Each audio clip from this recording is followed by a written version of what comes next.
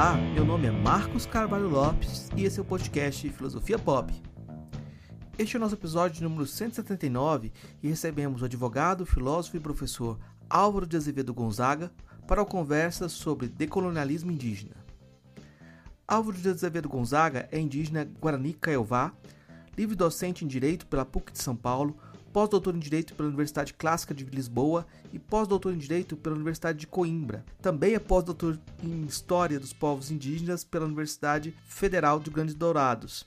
É um nome de referência nos debates sobre filosofia do direito, com diversos livros publicados, como Ética Profissional, O Erro de Kelsen e o recente Decolonialismo Indígena, que é o mote da nossa conversa de hoje. O Filosofia Pop é um podcast que aborda a filosofia como parte da cultura. A cada 15 dias, sempre às segundas-feiras, a gente vai estar aqui para continuar essa conversa com vocês.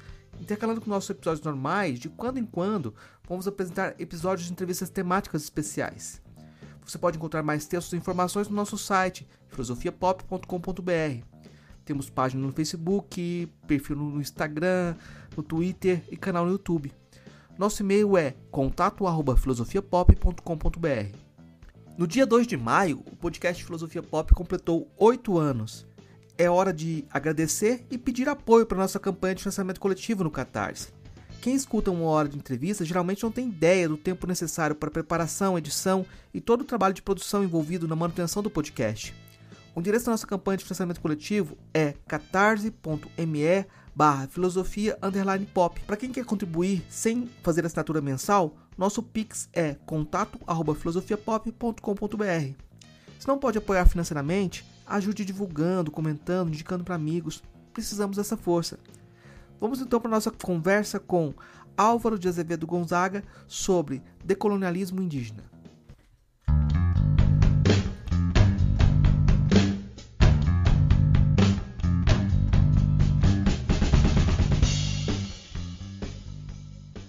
Hoje a gente recebe direto de São Paulo o professor Álvaro de Azevedo Gonzaga e a gente vai conversar com ele sobre o livro Decolonialismo Indígena. Nossa conversa vai girar em torno desse livro, vai trazer outras questões, mas nossa pergunta, como é comum na filosofia, professor, sempre começar com essa pergunta: o que é? Né? Eu não vou fugir disso, eu vou te perguntar o que é decolonialismo indígena. Bom, primeiro, uma satisfação estar aqui com vocês, poder falar um pouco a respeito desse meu trabalho, dessa minha obra, né? O Decolonialismo Indígena, que é um livro estampado pela editora Matrioska, uma editora que vem se notabilizando por publicações disruptivas, publicações que trazem a reflexão necessária e a desconstrução do pensar para que nós possamos reconstruir um modo melhor de viver, né? E quando fala de decolonizar, esse trabalho é o fruto do meu pós-doutoramento em História Indígena pela Universidade Federal da Grande Dourados. Eu, durante a pandemia, fiz esse meu pós-doutoramento, tive a grata surpresa, a alegria de me reencontrar com a minha aldeia, com as minhas ancestralidades, com os meus antepassados, e isso é uma alegria muito grande, né? Tanto é que eu fui reconhecido, sou reconhecido, me apresento como indígena, tenho minha nomenclatura, minha nominação é indígena, e isso para mim é motivo de muita alegria. A pergunta decolonialismo, né? O que é o decolonialismo? O que é o decolonialismo indígena? Pode ser respondida de diversas maneiras. Eu posso respondê-la de forma acadêmica ou eu posso respondê-la de forma talvez mais poética, para que a partir disso nós possamos refletir. E é realmente me citando a respeito do que é esse decolonialismo, né?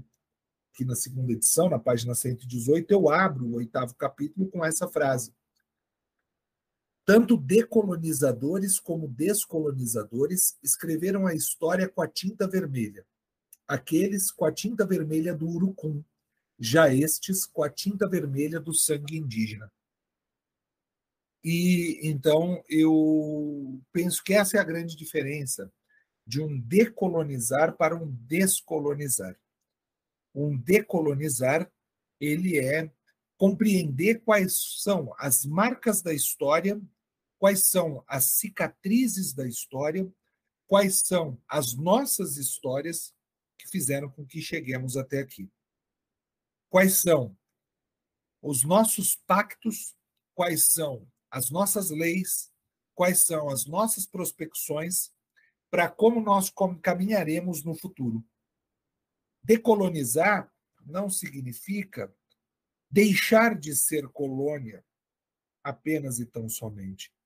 Decolonizar é diferente de descolonizar, que é aquele argumento de pessoas que, ou por ignorância, ou por burrice mesmo, que há pessoas que, por burrice, não querem aprender, querem se colocar achatadas no conhecimento e viver essa falsa sensação de igualdade.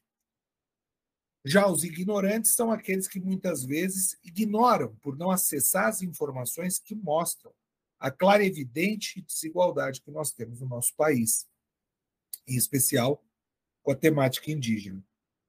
E, portanto, quando nós falamos a respeito da desigualdade no Brasil, o decolonizar é, de alguma maneira, o nosso farol, para que nós saibamos que essa desigualdade existe e que nós devemos lutar para reduzi-las. Talvez a desigualdade possa ser a nossa lanterna, mais que até um farol, porque ela vai mirar para essa situação e abrir essa nervura de forma real, mostrando qual é a verdadeira história do nosso país. Nosso país ele não pode viver nesse parco argumento de que somos todos iguais.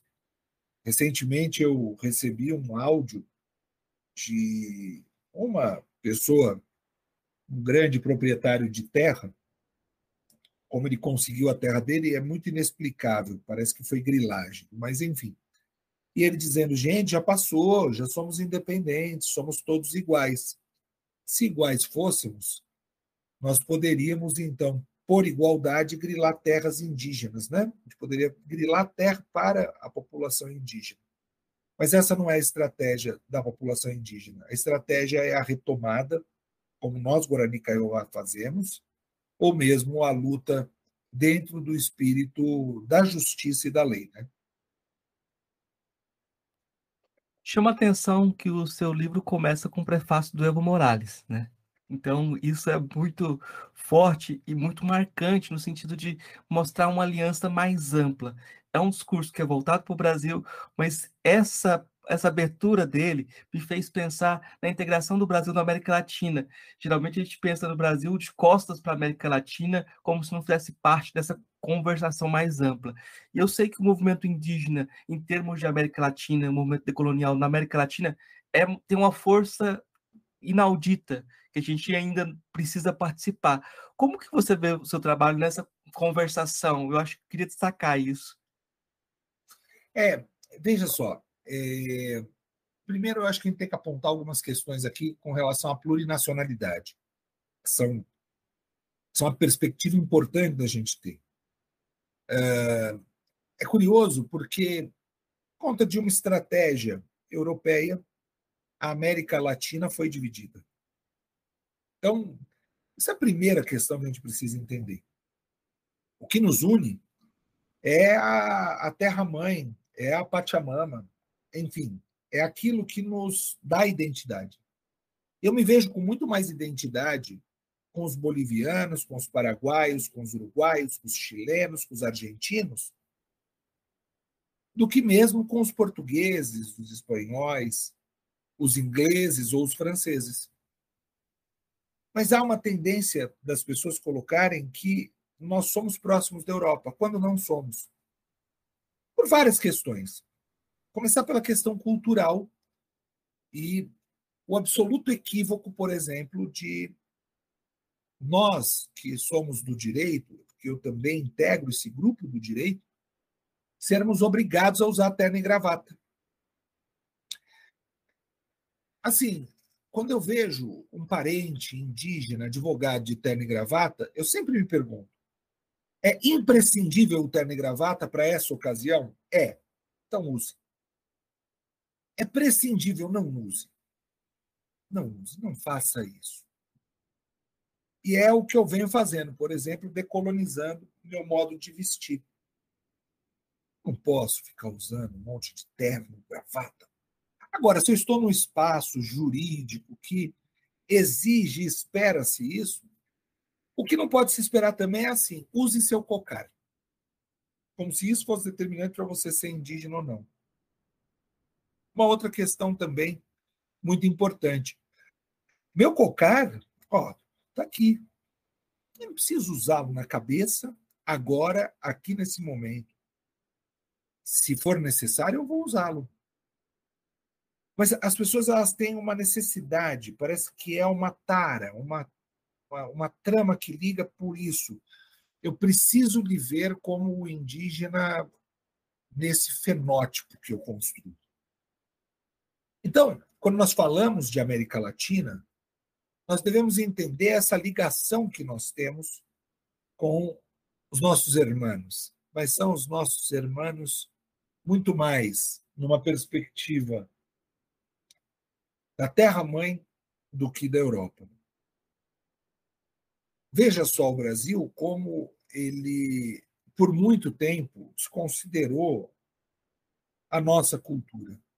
E agora, de alguma maneira, ele vem revendo essa questão. Eu tive a alegria de ser um dos membros do grupo de transição sobre os povos originários, né? E eu fiz parte das pessoas que ajudaram a modelar o Ministério dos Povos Indígenas, que pensaram essa retomada da FUNAI, da Fundação Nacional dos Povos Indígenas. Fui um dos que propôs a mudança do nome. E fico muito alegre, muito feliz em ver esse, esse desenho, né? Aí eu acho que seria bom insistir na explicação também da diferença entre índio e indígena. Por que essa importância dessa mudança de nome é tão grande, tão marcante, tão simbólica, né? Eu no primeiro capítulo faço essa abertura com relação ao termo índio, indígena e povos originários. Eu vejo algumas pessoas querendo comprar briga com essa briga. Aí é forçar demais, né? São pessoas letradas, preparadas, outras são parentes, querem falar, isso é irrelevante. Olha, a terminologia ela constrói formas políticas. E quando utiliza-se o termo índio, você quer reforçar o erro de Colombo, quando chega nas Américas achando que chegou nas Índias. Colombo não chegou nas Índias, ele chegou nas Américas, mas achou que chegou nas Índias e viu os nativos, chamando-os de índio, que é um absurdo sem tamanho. A Márcia Cambeba tem uma poesia, aliás, eu cito no meu Decolonialismo, eu acho um dos momentos mais iluminados dos textos dessa indígena poetisa, que diz o seguinte: índio eu não sou. Não me chame de índio, porque esse nome nunca me pertenceu. Nem como apelido eu quero levar o erro que Colombo cometeu. Por um erro de rota, Colombo em meu solo desembarcou. E com o desejo de nas Índias chegar, com o nome de índio me apelidou. Esse nome me traz muita dor. Uma bala em meu peito transpassou. Meu grito na mata ecoou. Meu sangue na terra jorrou. Chegou tarde, eu já estava aqui, caravela portou bem ali. Eu vi o homem branco subir na minha uca, me escondi. Ele veio sem ter permissão, com a cruz e a espada na mão, nos seus olhos uma missão, dizimar em nome da civilização. Índio eu não sou. Sou Cambeba, Tembé, Suruí, Sateré, Mura, Guarani, Apinaé, Ticuna, Cocama, Pancaruru, Trucá, Tuxá, Funiô, Guajajara, e existi com muita garra e muita fé. Mas índio eu não sou. É importante demarcar que o termo indígena dá uma outra cosmovisão. Aquele que vem da terra, não o indel, que deriva o índio, que dá a ideia, inclusive, da indigência, do indigno. E, portanto, o indígena ele tem uma outra conotação que nos leva a essa cosmovisão. Povos originários também é algo, uma terminologia possível. Muito embora exista um debate, né? Quem são os povos originários? São os indígenas, os ribeirinhos? Quem são? né? Então, para que não exista essa discussão que pode chamá-los de povos tradicionais, inclusive os indígenas, opta por chamar de povos indígenas. Veja só, o grupo de transição era chamado Ministério dos Povos, era Grupo de Transição dos Povos Originários, que estava grupo de transição dos povos originários, né? E aí houve toda uma luta para que mudasse a nomenclatura, que seria grupo de transição dos povos originários. Mas a gente insistiu para manter povos indígenas. Tanto é que o Ministério dos Povos Indígenas, que carinhosamente a gente chama de MP, né? Para já dar até uma sonoridade etnológica, assim, né? Etimológica, indígena, a gente chama de MP, Ministério dos Povos Indígenas. Fiquei pensando como essa nomenclatura reflete aquilo que você estava falando antes, sobre a necessidade de reconhecer a multiplicidade das nações também, né? Quando eu estudo filosofia africana, e uma das coisas que o pessoal sempre diz é que os povos africanos não existem, as nações foram nominadas pelos europeus, existe a vinculação com o lugar, né? Isso, tem Isso é muito importante. a Conferência de Balfour, eu acho que eu não sei se é esse o nome na história, mas o que foi feito com a África? A África é o claro exemplo da geografia das fronteiras artificiais. A África ela é a união de povos que foram desunidos pela luta europeia. E aí nós temos que ter clareza disso. Eu não posso, com um traço, dividir a minha casa ou o meu bairro ou a minha cidade.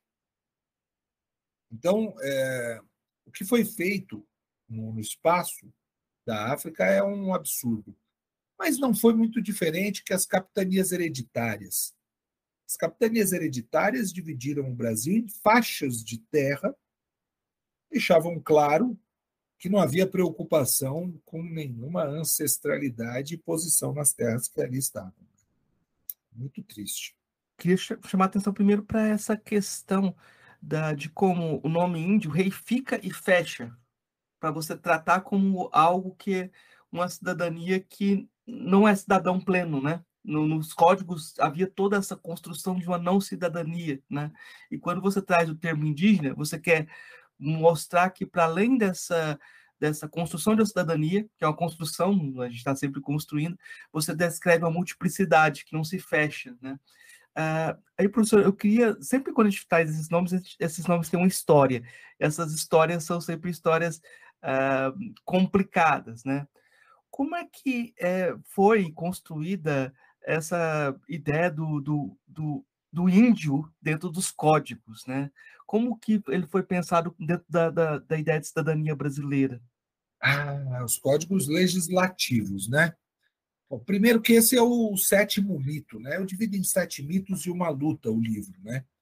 O sétimo mito, mas mito aqui não no sentido grego de mite, que significa calar-se, que é de boca a ouvido, que carrega em si a temática mística, que a própria filosofia fala, mas é o mito no sentido de mentira mesmo.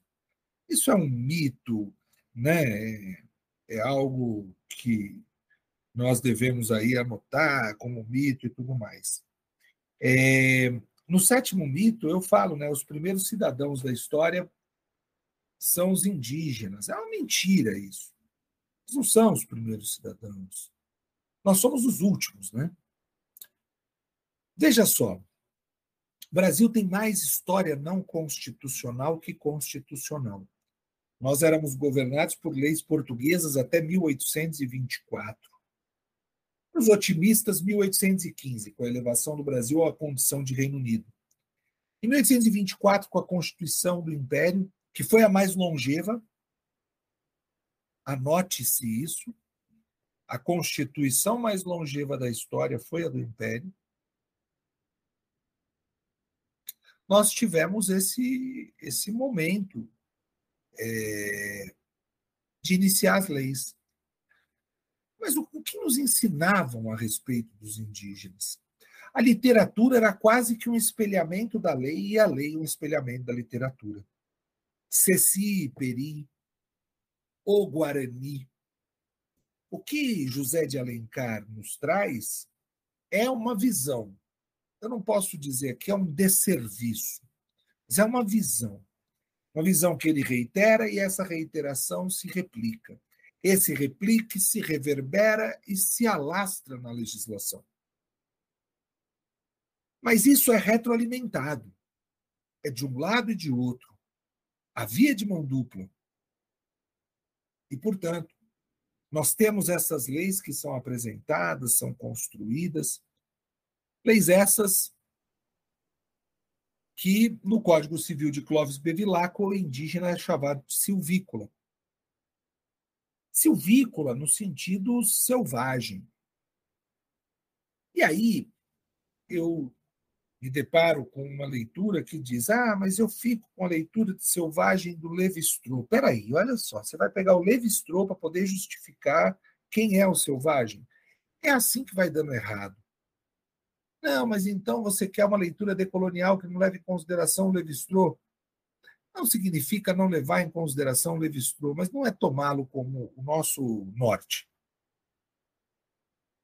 Bem, a história do Brasil se constrói marginalizando determinados grupos. A abolição da escravatura nada mais foi do que a transferência de título de propriedade de um grupo para a extinção desse título, sem ter necessariamente a necessidade do ressarcimento. Esse título se extingue, não se ressarce, e é muito curioso. Por quê? Os programas sociais de outrora no Brasil, como Minha Casa Minha Vida, eram Minha Casa Minha Vida aos imigrantes.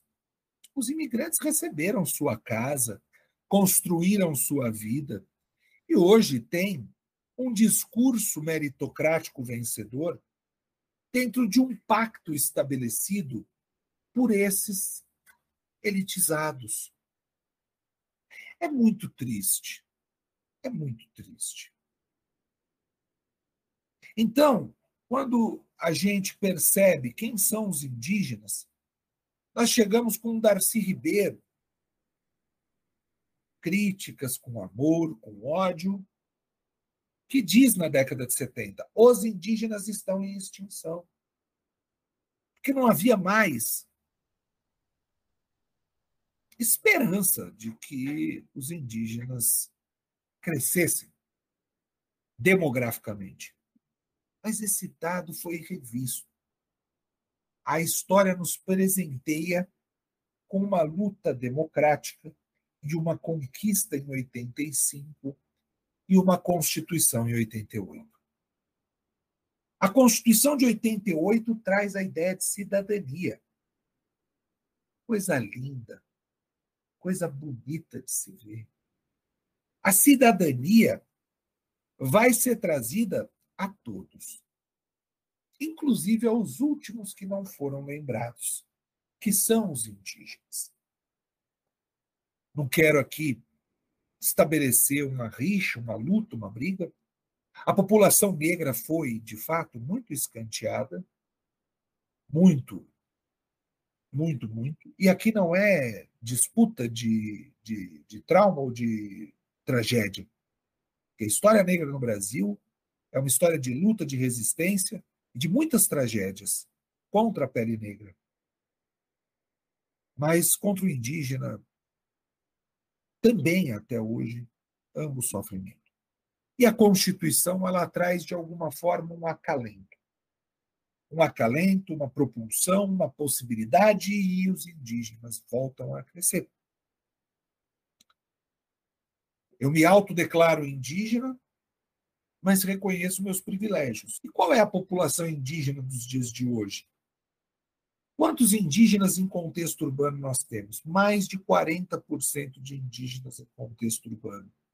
38 é o dado que nós temos do último PNAD. Eu tenho certeza que esse número cresceu. Portanto, há cidadania para os indígenas. E é muito curioso, porque quem que pode debater a respeito do reconhecimento de ser indígena, de ser negro? Nós mesmos. Não pode existir uma banca de heteroidentificação formada por homens brancos para dizer quem é negro, bem como o indígena. Esse é um ponto muito forte para mim, sabe? Porque quando eu estava lá na quarta série, a gente tem quase a mesma idade, professor. E eu morava em Nova Chavantina, né? E na escola que eu estudava, no livro didático apareceu lá as raças. Aí tinha um homem branco, o indígena e o negro como seres, de alguma forma, definidos, e os híbridos como aberrações. O Cafuso, tinha aquelas construções, né? E aí eu falei, bem, eu sou essa aberração aqui, em algum lugar da aberração eu estou, né? E eu ficava pensando, como que isso é possível, né? Em que lugar que eu estou?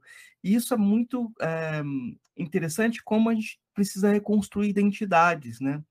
E a sua trajetória de reconstrução de identidade, como você narra, eu acho muito importante essa narrativa, para que as pessoas percebam que essa reconstrução é necessária, né? E até qual o sentido, eu queria te perguntar qual o sentido, o que significa ancestralidade, como o senhor define ancestralidade, como o senhor pensa ancestralidade, porque essa palavra é uma palavra que a gente tem repetido em vários lugares com sentidos diversos. O que a gente chama de ancestralidade dentro da cultura africana, no continente africano, é algo que define muitas vezes hierarquias, né? Hierarquias de posição. Uma ancestralidade africana dentro do candomblé tem um significado, né? Mas o que significa ancestralidade para essas pessoas como o senhor, que precisam reconstruir identidade, né? Que estão nessa posição do híbrido mesmo, que é essa posição do degenerado, muitas vezes descrito como degenerado das construções racistas, né? Bom, primeiro, contar um pouquinho do racismo recreativo que eu sofri na escola. Eu fruí de privilégios, reconheço, mas os privilégios que me foram dados foram privilégios que produziam a exclusão. Eu dialogava com a minha companheira, ela é negra, e dialogando com ela, ela fala: quando você acessa um espaço, é uma conquista com luta, porque você acessa um espaço para lutar, continuar lutando. Se você acessa um pós-graduação, um mestrado, um doutorado, sendo negro, sendo indígena, você já acessa um espaço, se for no direito, muitas vezes racista. E aí você acessa espaços racistas, precisando mostrar a sua conquista, ou seja, você é sempre posto nessa situação. Bem, quando você está numa escola todos têm essa, em tese, igualdade que não existe. Eu tenho a cor da pele, que é da cor da terra, a cor da mãe, mas entendiam na escola que eu estudei, uma escola de elite aqui da cidade de São Paulo, que a cor da minha pele era negra e que, portanto, eu era preto. Como não existia aluno negro no meu grupo, olhavam para mim e me declaravam negro. Me chamavam de preto, de black, de negro fedido. Então, eu sofri o racismo nesse sentido e eu contrabatia de que forma? Eu falava, não, eu sou índio. E aí, quando eu dizia que eu era índio, porque era assim que eu respondia, já, então você é canibal. Sempre com algo ruim. Para depois a crueldade infanto-juvenil vigia ainda mais. Em uma aula, eu me recordo, um aluno que talvez hoje deva se reconhecer com algum traço negritoide, porque era negro, mas ele não se reconhecia assim, não se portava de tal modo como esperavam, e, portanto, ele fazia piada, começando a me chamar de cafuso. E aí ele perguntava em aula, professor, eu estou cafuso nessa questão. Todo mundo ria. Todo mundo ria. Ou seja, é um nível de perversidade gigantesco. E a ancestralidade? A ancestralidade, ela tem uma dimensão diversa em muitas culturas. Para nós indígenas, nós falamos quando uma pessoa morre que ela ancestralizou, ou seja, ela foi aos braços dos encantados. Nós precisamos respeitar os encantados. Nós precisamos respeitar os mais velhos. Eu não posso agir sem falar com o meu pajé. Eu peço autorização para algumas coisas. Se vivesse na aldeia dioturnamente, pediria mais autorizações. Então, a ancestralidade consiste em respeitar os mais velhos. Agora, falo eu como professor, falo eu como alguém que começa a envelhecer, tenho 43 anos de idade, começo a entrar num processo de envelhecimento, e é preciso ter consciência disso, porque senão você entra numa coisa de good vibes, que é o não reconhecimento da sua história, inclusive. Não existe velho com cabeça de jovem, não existe velho. Não existe. O que você pode fazer é o quê? Retardar o seu processo de envelhecimento e reconhecê-lo. Porque quando você o nega, parece que você nega a sua história. Parece que você nega tudo aquilo que você acumulou durante a vida. É muito triste ver pessoas que querem dizer que tem o espírito de uma criancinha. Talvez as pessoas busquem isso por toda a opressão que viveram ao longo das suas vidas. E aí eu não posso jamais repreender ou condenar. Mas eu sou uma pessoa que carrega uma trajetória muito feliz, muito feliz. Com preconceitos, racismos, exclusões, mas eu não posso negar que os privilégios que tive e os caminhos que escolhi são caminhos que me fazem uma pessoa feliz. Mas eu venho passando por um processo de envelhecimento. Mas eu nunca perco o norte, que eu tenho os mais velhos à minha frente. E me parece que esse movimento, esse modelo da juventude busca ocupar determinados espaços que elas ainda não estão preparadas. E nós corremos sérios riscos destes jovens serem tragados pela experiência não ancestral de determinadas pessoas. É necessário cuidado. E aí, esses jovens precisam verdadeiramente de proteção espiritual, de proteção com trocas com os mais velhos. E espero que a vaidade não os corrompa. Porque eu tenho visto que a ancestralidade virou quase que como um pix do pega-pega. Lembra o pique para lá, o pique tá? Você para, tô no pique. E ninguém pode me pegar, né? As pessoas, elas usam como um argumento maior e de preservação. Não, estou aqui pela ancestralidade. Mas que ancestralidade? Pegue datas históricas que se avizinham. O Dia das Mulheres, ele tem interseccionalidades. Enquanto mulheres brancas lutavam por sua emancipação, mulheres negras ou indígenas amamentavam os filhos delas. O Dia da Consciência Indígena. Os eventos acontecem, as pessoas aparecem, falam e interditam os indígenas. Ah, mas eles não falam. Eu já ouvi isso. Vocês indígenas não falam bem. Você é uma exceção, professor. Porque é professor, eu falo, os indígenas não falam bem. Com Ailton Krenak, Daniel Munduruncum, Edson Caiapó, Márcia Cambeba, Eliane Potiguar, Avelim Cambiuá, Fernanda Caigangue. Deus do céu. Aonde vocês estavam quando essas pessoas estavam falando? São brilhantes oradores e que falam de uma maneira decolonial. Então a gente precisa tomar alguns cuidados aí quando falamos de ancestralidade.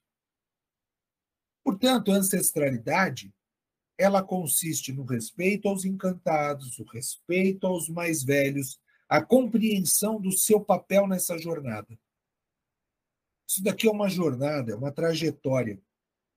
E quais são as marcas dessa trajetória? O que dá significado aos pontos fixos são os pontos móveis. Existem algumas pessoas que têm a necessidade de ocupar cargos para fazer política. E existem pessoas que fazem política sem ocupar cargos. Isso não significa que a inversão não possa acontecer. Preparado é aquele que tem condições de fazer política sem ocupar o cargo e que faz política ocupando o cargo, podendo não ocupá-lo. Ou seja, a inversão dos... Sendo essa pessoa que transita nas duas estradas, essa é uma pessoa que vai marcar a sua trajetória. Eu tô pensando qual caminho tomar aqui, porque tem muitas questões sobre o livro, mas eu acho que a gente tomou abriu uma porta aqui para uma questão que é importante, que é sobre essa trajetória. A gente está falando também de trajetória, e o livro faz parte da sua trajetória. E uma coisa que eu vi o senhor falando que eu acho muito importante é como esse livro marca uma guinada ou uma espécie de transformação na trajetória. Quando o senhor teve toda a formação em filosofia, em direito, chegou aos pontos mais altos e agora o senhor se volta para produzir um trabalho que é um trabalho diferente. Que... E o que esse trabalho abriu para você? Eu queria perguntar sobre isso, sobre caminhos, né? O que esse trabalho representa de reconstrução e o que ele aponta para outras produções? Eu nasço numa casa em que meu avô era indígena. Convivo com ele até os 12 anos. Sofro todo esse tipo de racismo na minha vida. Ingresso na universidade, faço um estudo, não eurocêntrico, porque eu estudo os gregos. Entendo muito desse pensamento grego. Estudo esse pensamento, faço meu mestrado, meu doutorado. Aí eu vou fazer 2 estágios pós-doutorais no país colonizador, em Portugal, e estudo exatamente o justnaturalismo. E lá percebo que o justnaturalismo é um tema que não tem muito espaço. Quem está falando de uma cosmovisão, né? De uma cosmovisão para pensar o direito. É tão curioso, as pessoas elas querem um direito que responda a tudo. Será que o direito vai responder a tudo? Talvez por isso que muitos do direito são tão arrogantes. A arrogância do direito de achar que a tudo responde é uma das maiores mentiras que existem. E talvez por insegurança em saber que o direito não responde a tudo, que as pessoas do direito tenham medo de caminhar por outros espaços. Enfim, minha trajetória do direito é da filosofia do direito. Faço faculdade de direito, de filosofia, mestre, doutor, 2 pós-doutoramentos, e aí faço minha livre docência, tudo em filosofia do direito, história das ideias jurídicas, democracia, direito à memória e à verdade. Então, eu sou um defensor dos direitos humanos há mais de 20 anos. Um defensor dos direitos humanos desde que estava na escola. Porque, veja, sofrer o racismo não fez com que eu não me deixasse de fazer política. Eu fiz política, eu fui presidente do Grêmio da escola. E aí eu faço uma campanha de arrecadação para absorvente e papel higiênico para mulheres da penitenciária do estado de São Paulo. Isso em 1997.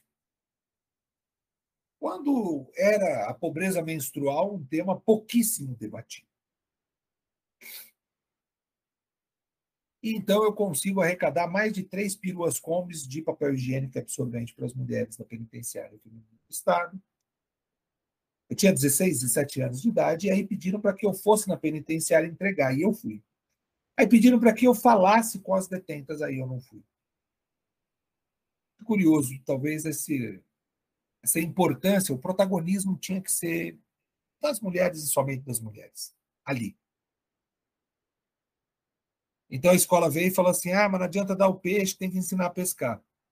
Eu, com 17 anos de idade, não podia assinar nenhum documento de termo de cooperação.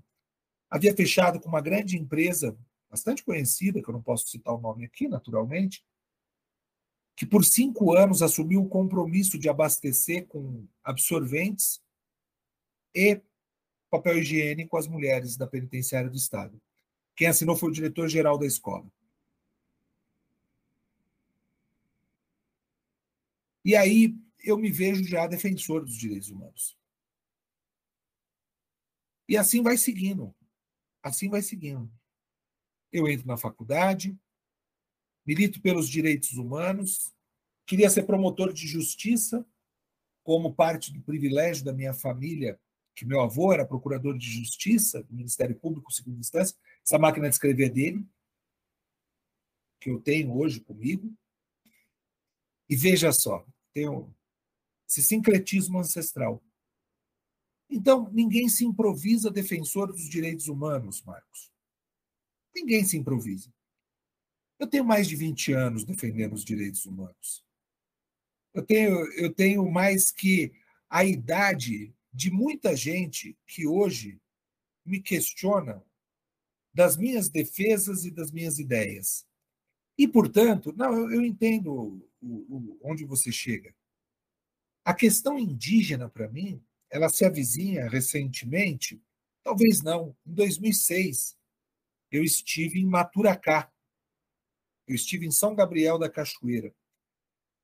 Em Maturacá, na aldeia Yanomami, que fica a 7 quilômetros da Venezuela. São Gabriel da Cachoeira, a maior população indígena do Brasil.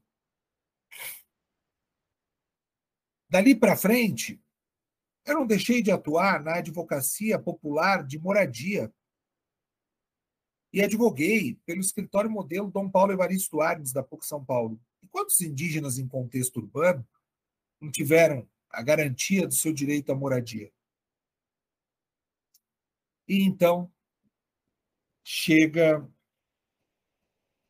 essa pandemia, e a pandemia me coloca numa situação de necessária reflexão. Todos diziam, faça o que você goste, fique em casa. Pronto. Eu vou ficar em casa e vou fazer o que eu gosto. Minha profissão permite isso. Que dádiva, né? Que dádiva minha.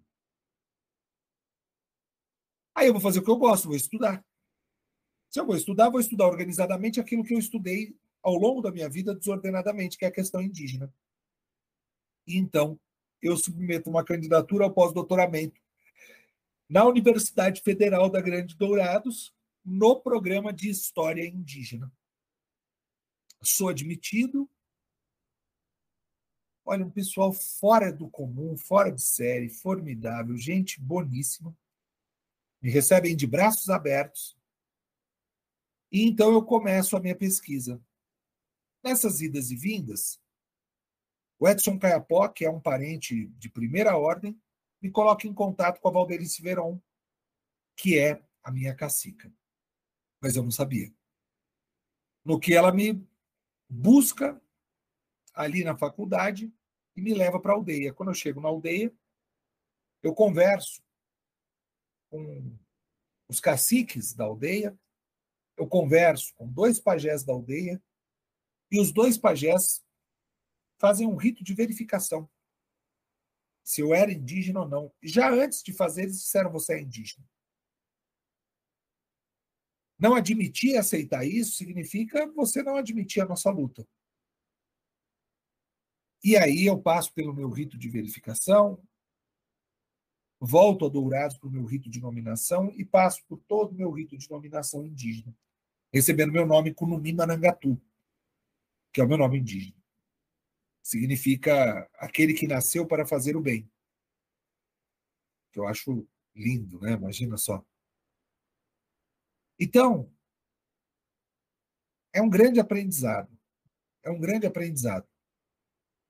Essa luta que eu travo há anos, ela ganha, por assim dizer, esse aliado de forma organizada. Hoje, com o estudo que eu desenvolvo, com o tema que eu pesquiso, com a aderência que eu tenho, com a vivência que eu tenho, porque eu sempre participei de eventos que debatem a questão indígena, mas ultimamente eu não deixo de participar de praticamente nenhum.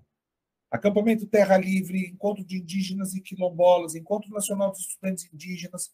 Hoje eu sou assessor jurídico da União Plurinacional dos Estudantes Indígenas, ajudei na fundação dessa união, mais de 70 mil alunos indígenas que estudam no Brasil. Assessoro a Acessibilíndio, que é um braço de acessibilidade indígena, uma questão super importante a ser debatida.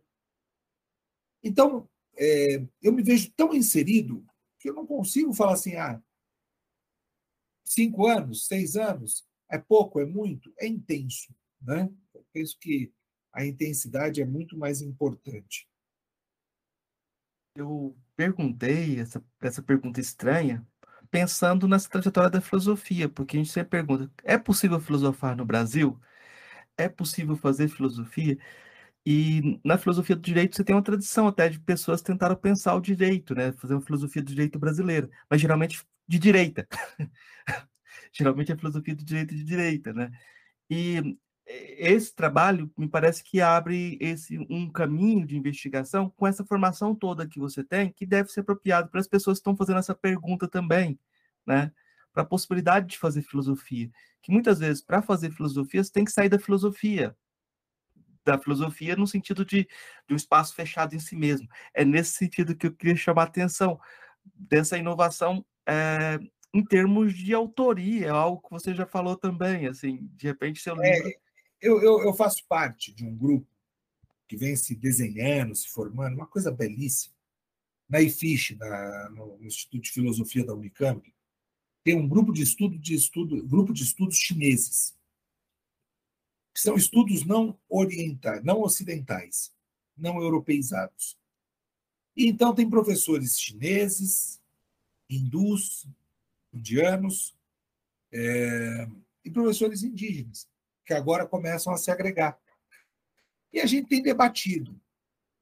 E nessas grandes lições que lá nós tivemos, nós colocamos exatamente isso.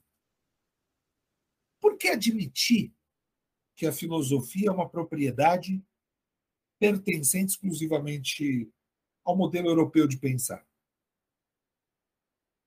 Porque Tales de Mileto falou, filosofia. Porque filosofia tem o criticismo. Essa coisa. A filosofia tem o criticismo. Se ela tem o criticismo, ela é filosofia. Se não tem criticismo, não é filosofia. Por isso, outras formas de pensar não são filosofias. Embora os filósofos respeitam o pensar chinês. A China, muitas vezes, diz: estão preocupados se é filosofia ou não. A gente tem o nosso pensamento. Confúcio é filósofo, é pensador. E aí, quando nós pensamos na questão indígena, ser indígena faz você pensar. Mas não porque é indígena. Eu não consigo me dissociar. Seria o mesmo que dizer que o Michel Villey, o Foucault, são franceses. E olha só, eles são franceses que pensam a filosofia. Não. Assim como são filósofos, nesse sentido, os indígenas. E é muito curioso como a cultura europeia determina o que tem que ser dito. Olha, há uma classificação da Constituição como formal, material, etc. e tal. Formal e material, porque ela tem forma de Constituição, ela é constitucional. Material, ela é matéria tipicamente constitucional. Para um país originariamente indígena. É matéria constitucional a questão indígena? Ou só porque está na Constituição é forma? É evidente que é matéria constitucional. Mas os constitucionalistas resolveram assumir um outro papel. O papel de que pensar a questão indígena, como não é pensada na Europa ou na Ásia, não é uma questão materialmente constitucional. E pronto. Por que eu tenho que entender a universalidade imposta por aqueles que querem se apropriar do que é filosofia? 2. Se eles querem se apropriar do que é filosofia, que não queira, por meio dela, criticar os pensamentos que a criticam. Por quê? Porque o filósofo tem um nível de arrogância de crer que ele está acima do pensamento e que, por isso, pode criticar o pensado. E aí a gente tem que estabelecer o nosso caminhar.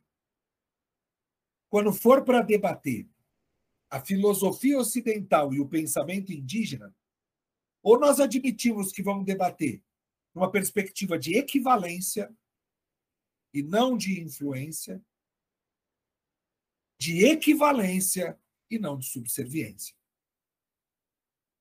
Porque a filosofia, por dizer que tem rigor e imanência, ela é melhor do que outras formas de pensar. Eu acho muito temerário. Professor, eu faço três perguntinhas sempre para todos os convidados. E a primeira eu acho que o senhor já esboçou, mas eu vou fazer diretamente. A primeira é: o que é filosofia? A filosofia, ela é uma forma de ver o mundo, é uma forma de viver o mundo, é uma forma de perceber e pensar o mundo. A filosofia, ela é a necessidade de contrair o passado sem abandoná-lo, expandir o presente, entendendo o que esse nome significa, não apenas como tempo verbal, para que nós tenhamos um futuro engravidado por este bom presente com as lições do passado. Das filósofas ou filósofos que você conheceu pessoalmente, qual foi o que mais lhe impressionou? Olha, o que mais me impressionou, eu diria que é a professora Marilena Chauí, por ter sido minha professora, por eu ter contato com ela. Mas eu poderia aqui enumerar tantos outros, como Franklin Leopoldo, como o José Renato Nalini, não. O José Renato Nalini é no campo do direito. É o que foi ministro da Educação, A Janine? Janine, isso, o Janine. Janine, nossa, me deu um curso de hobbies fora do comum. Mas eu fico com a Marilena Chauí. Qual sua filósofa ou filósofo favorito? É muito difícil dizer um filósofo, sendo que o filósofo,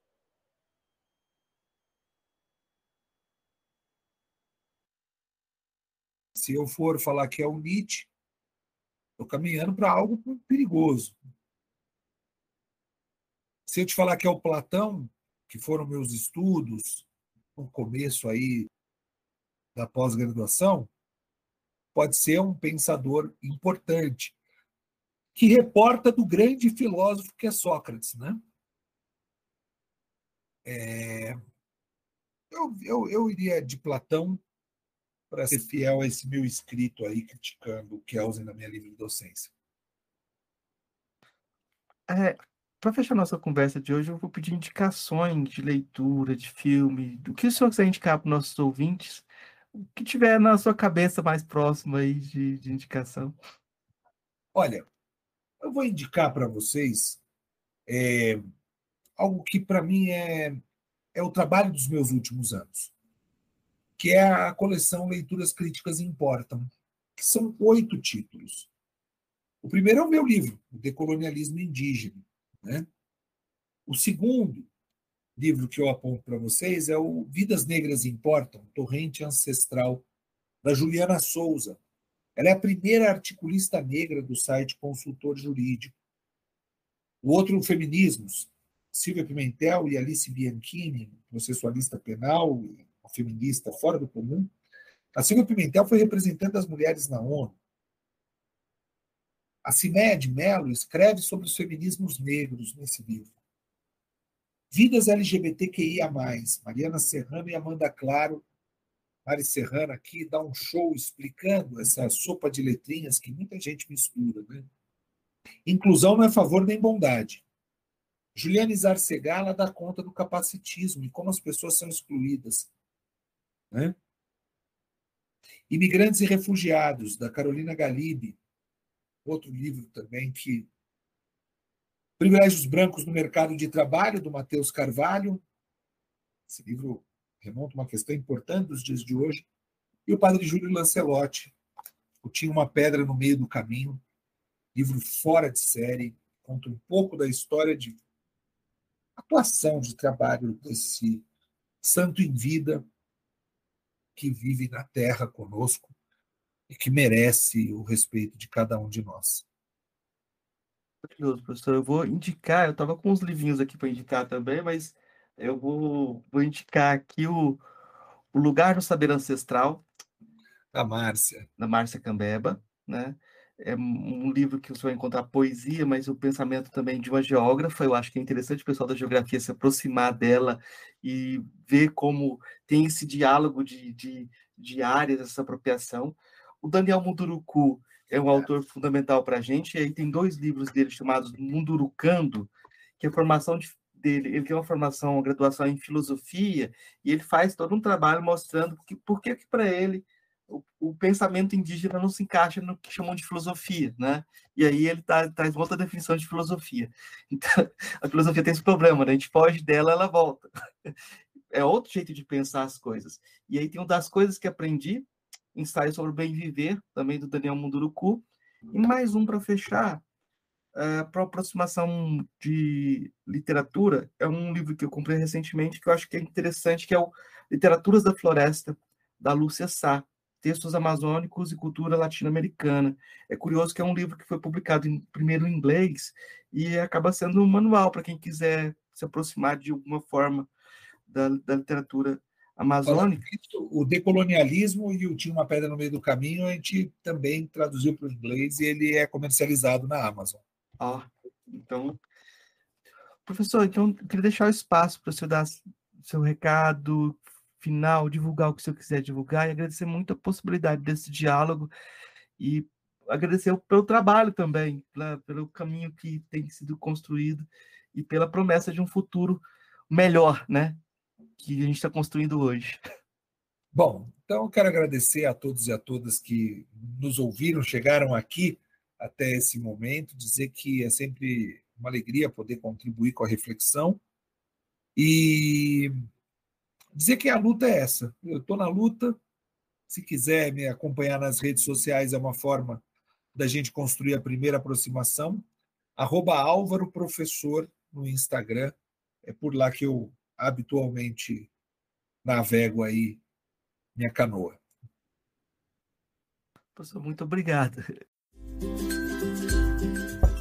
Ei, gostou do nosso episódio? Apoia a gente lá no Catarse, é só R$5 por mês, o preço de um cafezinho. Ajuda a gente a continuar divulgando a filosofia no Brasil. catarse.me/filosofia_pop.